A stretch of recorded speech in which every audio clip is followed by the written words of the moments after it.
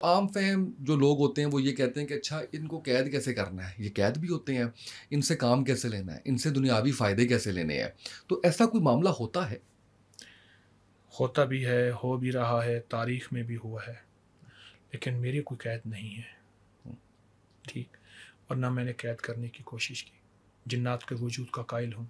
ہوں، ہمارے بعض ناواقفیت کی بنیاد پہ کہتے ہیں جی انگریزوں کو جادو جنات نظر بد نہیں ہوتا، ہمیں ہوتا ہے۔ میں نے گوروں کی اب تک سینکڑوں کتابیں جمع کی ہیں کہ ان کے ساتھ جادو جنات نظر بد نے کیا ہوا، پھر ان کے ساتھ کیا ہوا، اور انہوں نے اپنی کتابیں لکھی۔ جہاں تک قید کرنے کا تعلق ہے، کوئی بھی چیز قید رہنا پسند نہیں کرتی۔ جو عامل حضرات قید کرتے ہیں عملوں کے ذریعے، ایک وقت آتا ہے ان کی عمریں لمبی ہوتی ہیں، ان کی چھوٹی ہوتی ہیں، یعنی ہماری چھوٹی ہوتی ہے جی ان کی جنات کی، لمبی ہے۔ پھر وہ نسلوں سے انتقام لیتے ہیں، اور نسلوں سے واقعتاً انتقام کے اتنے واقعات ہیں، بربادی، تباہی، پریشانی، نسلوں سے۔ اور جو جنات دوست ہوتے ہیں، پیار کرنے والے، محبت کرنے والے، وہ نسلوں کا ساتھ دیتے ہیں اور نسلوں کو محبت دیتے ہیں، بانٹتے ہیں اور بہت زیادہ نفع دیتے ہیں۔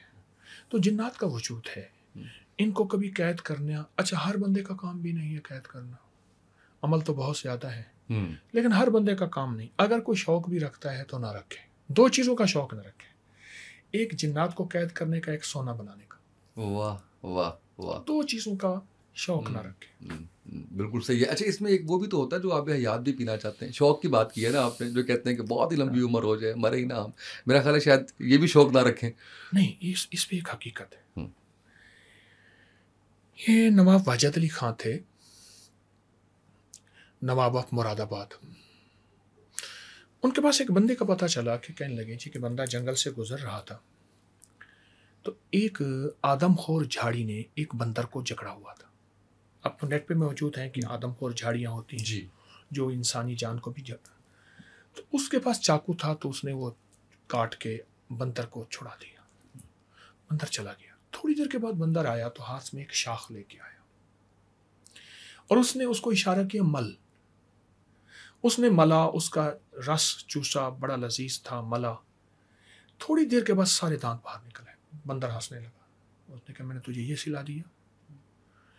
اس نے وہ پھینک دیا، پر اس بوٹی نے، اس شاخ نے جو اثر کرنا تھا کر لیا۔ اب ہوا یہ کہ آگے گیا تو بال گرنا شروع ہو گئے اور بیمار ہو گیا، موشن ہے، دست ہوئے اور الٹیاں آئیں، ہفتہ دو ہفتے بیمار رہا بیچارہ۔ لیکن قدرت کا نظام انوکھا ہوا کہ ہفتہ دو ہفتے کے بعد اس کے دانت پھر سے اگنا شروع ہوئے، اس کے بال پھر سے بڑھنا شروع ہوئے، اور وہ جوان ہو گیا، جس کو کہتے ہیں نا آب حیات، اور اس کو کایا کلپ بھی کہتے ہیں، کایا پلٹ بھی کہتے ہیں، جوانی پھر سے غالب آ جائے اور پھر وہ بہترین جوان ہو۔ یہ بات نواب صاحب کے پاس پہنچی، نواب صاحب نے بندہ بلایا، دیکھا، لوگوں نے گواہی دی کہ پہلے بوڑھا تھا، اب انہوں نے کہا وہ بوٹی تلاش کرو۔ اس کو اس موقع پہ لے گئے جہاں اس نے وہ بوٹی منہ میں مسواک کی طرح چبائی تھی، وہ نہیں تھی، پر وہ تلاش کرتے کرتے کبھی نہ مل سکی۔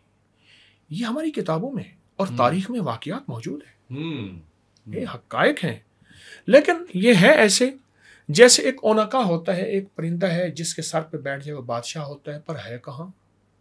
ایسے ہی آب حیات کا چشمہ، یہ آب حیات کی بوٹی، واقعات موجود